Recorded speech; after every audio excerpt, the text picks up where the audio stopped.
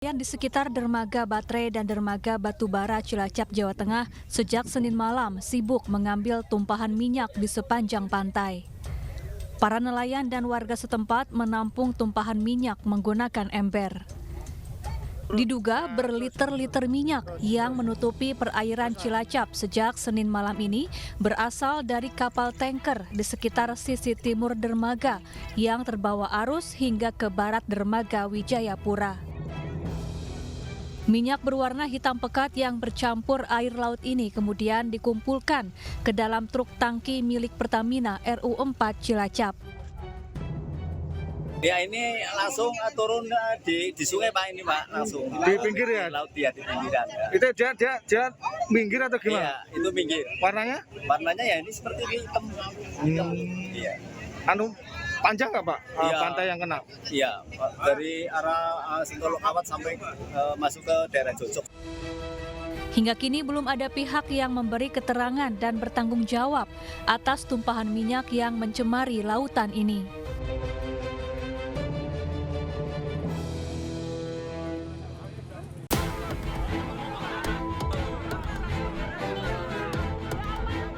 Pemuda babak belur diamuk massa di Seimati, Medan Labuhan Batu, Sumatera Utara. Pelaku dihajar karena diduga mencuri handphone yang ada di sepeda motor pengendara yang tengah melintas di Jalan Pasar 5 Marelan. Pelaku berhasil ditangkap karena terjebak macetnya arus lalu lintas. Aksi warga berhasil dihentikan setelah polisi yang melintas mengamankan pelaku. Halo Bang, Bang. Ibian, udah sering kok kayak gini? Gak pernah Bang.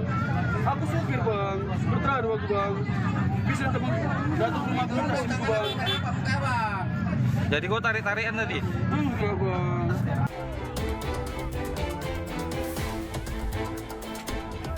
Usai kejadian, korban diarahkan polisi membuat laporan ke Polsek Medan Labuhan. Sementara pelaku dibawa ke Polsek Medan Labuhan guna pemeriksaan lebih lanjut.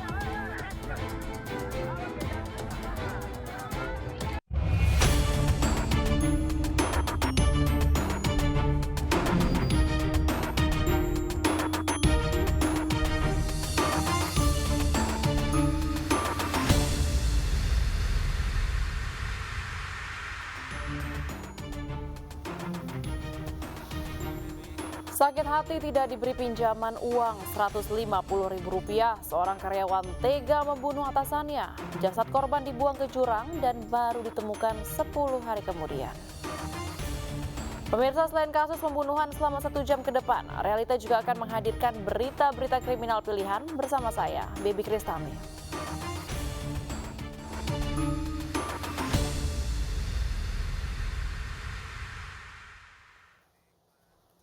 Pemirsa, seorang pria di Kabupaten Sopeng, Sulawesi Selatan membunuh mantan istrinya dengan sadis. Pelaku cemburu korban kini dekat dengan orang lain.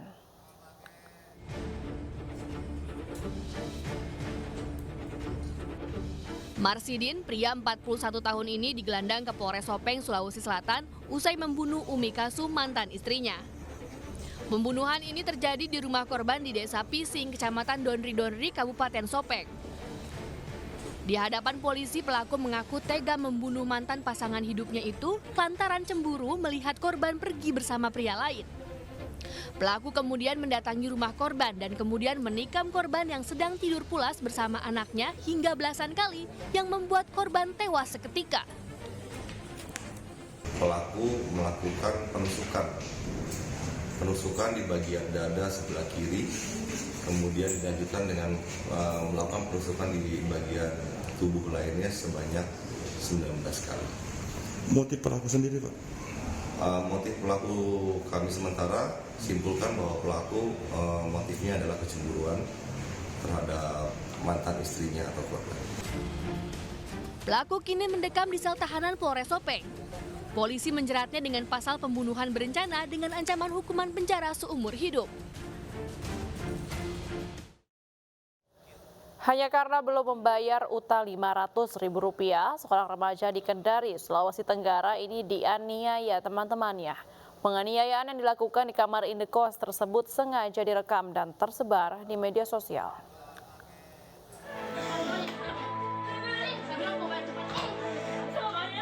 Seorang remaja putri dianiaya dua temannya di sebuah kamar indekos Kelurahan Rahandona, Kecamatan Poasia, Kendari, Sulawesi Tenggara. Korban hanya bisa pasrah menahan pukulan dan tendangan tetangga kosnya. Karena direkam dan tersebar di media sosial, penganiayaan ini mendapat perhatian polisi yang langsung bergerak mengidentifikasi pelaku dan menangkapnya. Pelaku merupakan NA dan MZ yang sama-sama berusia 16 tahun, kemudian menjalani pemeriksaan di Polresta Kendari. Kepada polisi, MZ mengaku kesal karena korban belum membayar utangnya sebesar Rp500.000. MZ kemudian meminta bantuan NA untuk melakukan penganiayaan. Motifnya dari keterangan yang sementara digali dari penyidik, untuk motifnya adalah masalah utang piutang. Jadi korban ini uangnya berhutang sama aparat? Ya, informasinya si korban memiliki utang ke salah satu tersangka. Untuk mempertanggungjawabkan perbuatannya, kedua pelaku yang masih di bawah umur ini dijerat pasal 170 dengan ancaman hukuman 5 tahun 6 bulan penjara.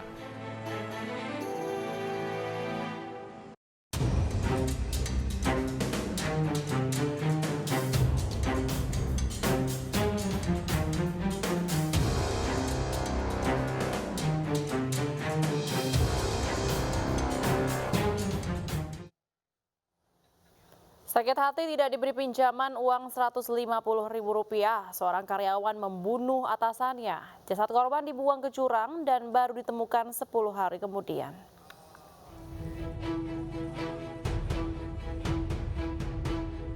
Inilah rekaman CCTV detik-detik Roni, seorang karyawan toko ban menghabisi nyawa bosnya, Jin Tekvo alias Susanto, di tokonya di Jalan MT Haryono, kilometer 4 Rawamambok, Kabupaten Sintang, Kalimantan Barat. Peristiwa berdarah ini bermula saat pelaku hendak meminjam uang Rp150.000 pada korban namun ditolak. Pelaku sakit hati karena korban berkata kasar dan spontan menganiaya menggunakan balok besi yang ada di dekatnya. Jasad korban yang bersimbah darah kemudian dibiarkan di dalam toko. Sebelum kabur, pelaku juga menggasak uang yang ada di dalam laci dan memori CCTV. Pelaku yang menutup pintu toko kemudian datang kembali pada dini hari, lalu membawa jasad korban yang dibungkus karung untuk menghilangkan jejak. Pembunuhan ini terungkap setelah warga sekitar curiga tidak ada aktivitas di toko korban. Selain menangkap pelaku, polisi juga menyita sejumlah barang bukti, diantaranya balok besi yang digunakan pelaku menganiaya korban, pakaian, uang tunai, dan rekaman CCTV. Ada kecurigaan dari saksi di mana toko aneka ban milik korban sudah selama 11 hari terlihat selalu tutup dan tidak ada aktivitas sama sekali. Atau 12 jam setelah dilakukan olah TKP, petugas langsung mengamankan orang yang diduga sebagai pelaku daripada tindak pidana tersebut. Si korban menyampaikan tidak ada atau tidak mengiyakan untuk memberikan pinjaman. Di samping itu juga ada bahasa yang menyinggung perasaan daripada si pelaku yang berbunyi seperti demikian, kamu pernah diajari orang tua kau aturan tidak? Pernah disekolahkan sama orang tua kau tidak? Jadi bahasa inilah yang memancing spontan emosi daripada si pelaku. Atas perbuatannya, pelaku kini mendekam di sel tahanan Polres Sintang. Ia dijerat pasal berlapis tentang pencurian dengan kekerasan dan pembunuhan dengan ancaman hukuman 15 tahun penjara. Sebelumnya, pemilik toko ban, Jin Tekvo alias Susanto, ditemukan tewas dalam karung di bawah jembatan Rokan 30 Penyangga, Desa Sukajaya atau 30 km dari tokonya di Jalan MT Haryono. Korban awalnya dilaporkan hilang oleh warga sekitar tempat tinggalnya. Polisi yang mengolah tempat kejadian perkara kemudian menemukan petunjuk jika adanya tindak pidana termasuk dari rekaman CCTV yang menampilkan korban ternyata dihabisi oleh Roni, karyawannya.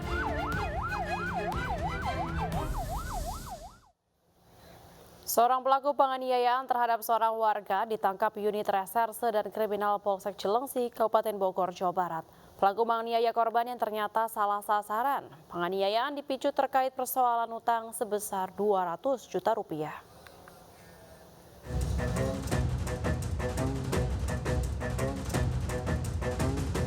Peristiwa penganiayaan sempat terjadi di rumah ini, di kawasan Cilengsi, Bogor.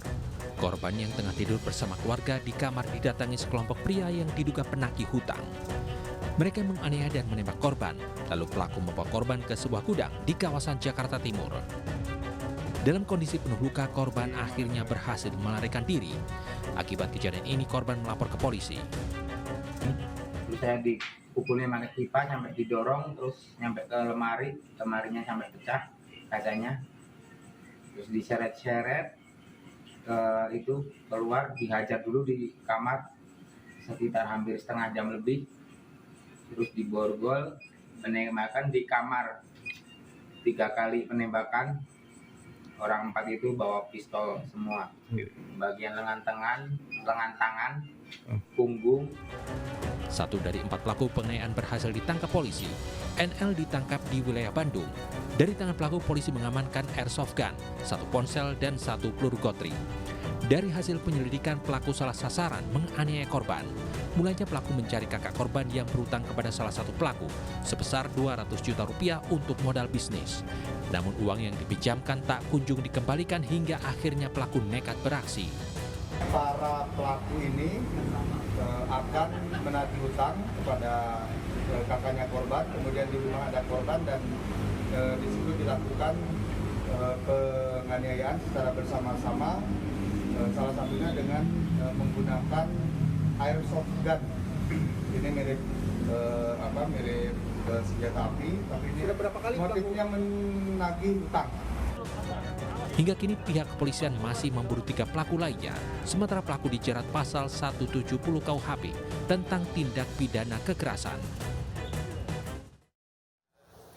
Kasus dugaan perampokan dengan kekerasan yang menyebabkan kematian korban di Jember, Jawa Timur akhirnya terkuak.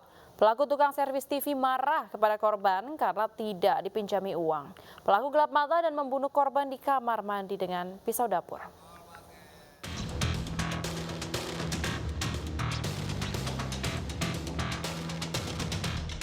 Dalam kondisi lemah, Hafid Prasetyo digiring polisi. Warga Bedadung, Kecamatan Pakusari, Jember ini dihadirkan dalam kasus tewasnya Prita Hapsari, berprofesi guru piano. Awalnya kasus pembunuhan ini diduga dipicu pelaku mencoba merampok korban. Namun setelah diperiksa intensif, pelaku mengaku sakit hati karena tidak dipinjami uang. Kasus berawal saat pelaku datang ke rumah korban untuk menservis televisi rusak. Karena tidak bisa diperbaiki, pelaku menyarankan korban membeli TV baru. Korban lalu minta pelaku membelikan TV baru dan memberi uang 2 juta rupiah. Melihat korban dengan uang banyak di tangan, pelaku memujuk korban untuk meminjamkan uang dengan alasan terlilit utang. Namun korban tidak mengindahkan permintaan pelaku. Gelap mata, pelaku mendorong korban ke kamar mandi dan menganiaya korban dengan senjata tajam hingga tewas. Pelaku atau tersangka sempat mengancam kepada korban, jika tidak dipinjamkan uang, maka akan saya lukai. Ya, ternyata mungkin ada perkataan yang menyinggung tersangka atau pelaku, akhirnya tersangka mendorong korban ke arah kamar mandi, ya, sampai dengan terjadi pembunuhan dengan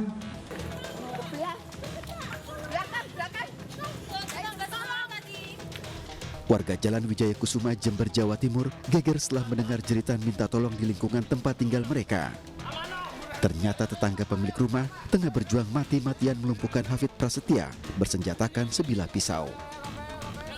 Akibat pergumulan ini, tetangga yang melumpuhkan pelaku terluka di leher akibat terkena sabetan senjata tajam. Berkat kesigapan tetangga dan warga, pelaku akhirnya dilumpuhkan dan diserahkan ke polisi. Melumpuhkan pelaku waktu terbaring ke sana mengeluarkan senjata, pisau dapur ya. Pisau dapur yang benanya itu kena sayat sini, lumayan besar, lumayan panjang. Terus saya waktu kebetulan saya yang lepas pisau. Akibat terlilit utang dan memaksa meminjam uang kepada korban, Sri Budi Asmara, 78 tahun, terluka. Sementara anaknya Prita Hapsari, 48 tahun, tewas dibunuh pelaku.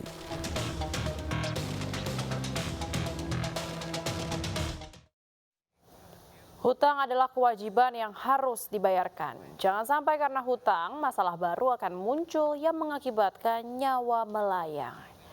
Pemirsa, usai jeda berikut ini kami akan hadirkan informasi menarik lainnya. Tetaplah bersama kami.